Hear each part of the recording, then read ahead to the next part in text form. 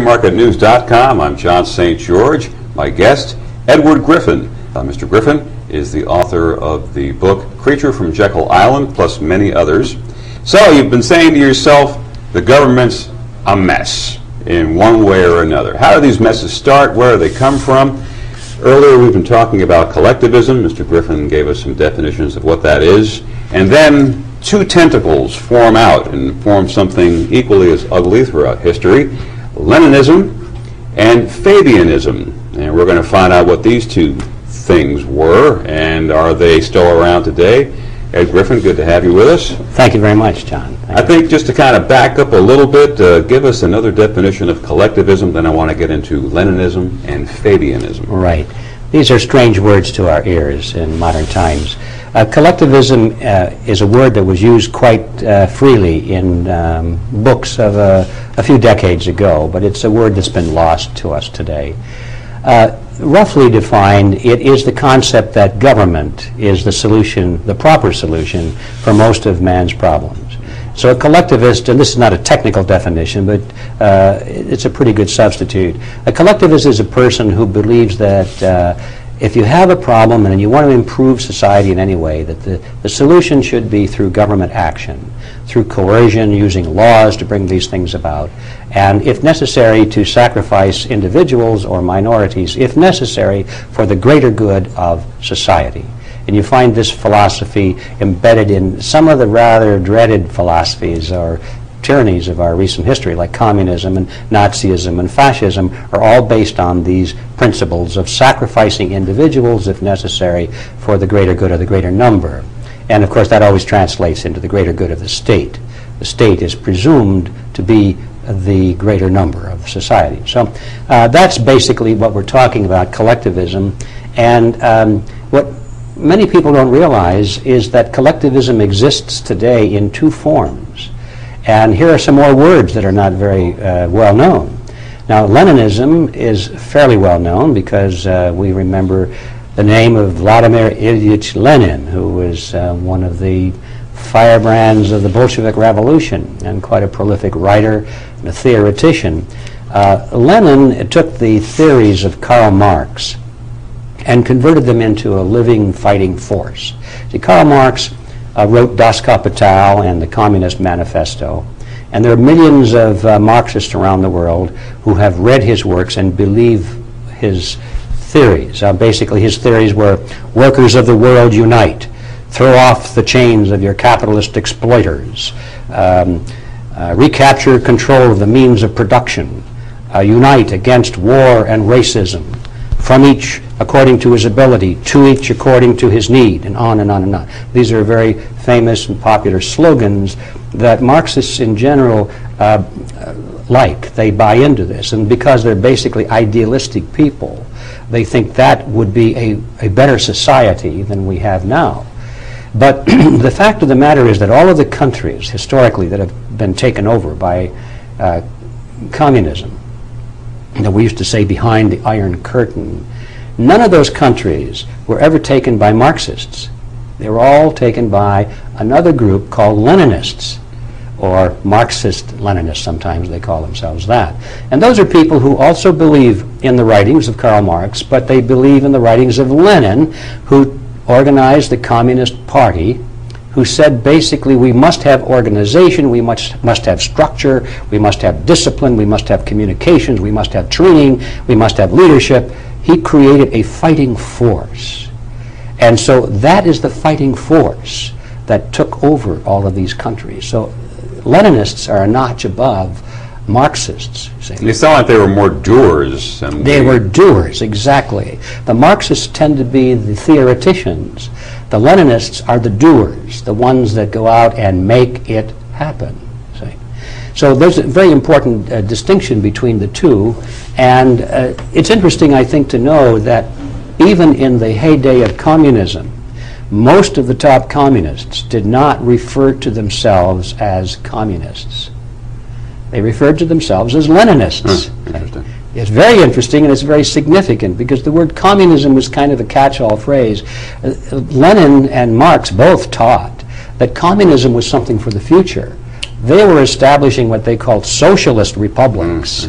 It's like a Christian saying, I'm a Calvinist. You know, that's another, I'm going to subscribe to a theology as opposed to the primary foundation. Yeah, they were working toward the future. Communism would happen, they said, when finally mankind was perfected and the state would wither away. Ha ha. Yeah, we saw a lot of that happening, didn't we? But anyway, that was the theory. In the meantime, what they were building was socialism, they said, and those people called themselves Leninists. So when it came time for the crumbling of the communist empire, so-called, all these people did was take off their hats that said communist, put that down, and put another hat on that said social democrat. But you notice that the heads underneath the hats didn't change. And their ideas didn't really change. They talked about open markets and being friendly to the West and all these sort of things, freedom of speech. They gave a lot of verbiage to that. But, and some of that actually happened, but underneath, the police state didn't change. They still maintain a very strong military, and they're still preparing for international war. The KGB changed its name, but it didn't change. It just got bigger and better funded and so forth. Nothing really changed except the label. And it's interesting to note that this is one of the basic strategies of Lenin. Lenin was quite a strategist. For example, he said, comrades, it makes no difference what you think or what you know, how many books you've read, how good a debater you are, how smart you are. None of that is important. All that matters, he said, is to come to power. You must come to power. Now, once you do that, then you can afford debate, because if you have the power, you can shoot anybody who disagrees with you. He actually said that. He's quite a guy. He said, you know, promises are like pie crusts made to be broken. So he was a strategist, and he considered that he and his followers were at war with the rest of the world, and they were going to conquer the rest of the world. How different do you think he is from Saddam Hussein? Well, not an awful lot different at all, no. He's a thug. He's a thug, but he was probably smarter than Hussein, and he developed a world following, and he had much better strategies, and of course he had better funding and all that sort of thing. Interesting that he's focusing on power, and as you were talking, I'm seeing, well, here we have a philosophy trying to create a level playing field. You know, it doesn't matter what you know, it doesn't matter what that, you know, all the good for the state, and we're going to break down the different classes. Is that something he was a devotee of as well, or was he just more... No, what you're talking about there is more of a Marxist theology. See, the theory guy. The theory guy, yeah, that's theory guy. Lenin basically said none of that makes any difference. That you use it if necessary to get followers or to make it sound like what you're doing is noble.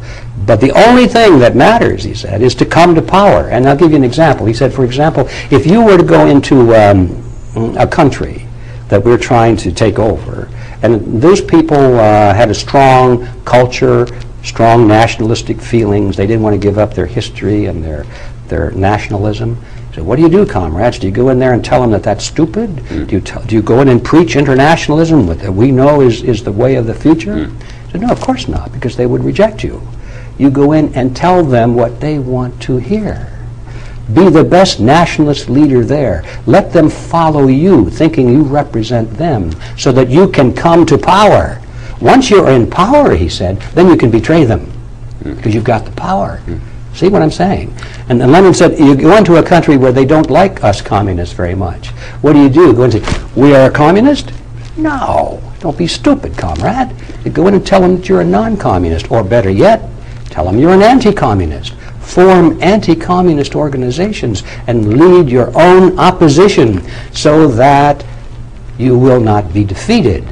Put up a good show, he said. Make it look good. Actually do some really effective things now and then, but always control your own opposition so that you can come to power. So Leninism is a form of tweaked communism with a goal that is of a detriment to the fellow man because you want to go for power. Well, communism doesn't really exist as such. It's something you can't define, but Leninism you can.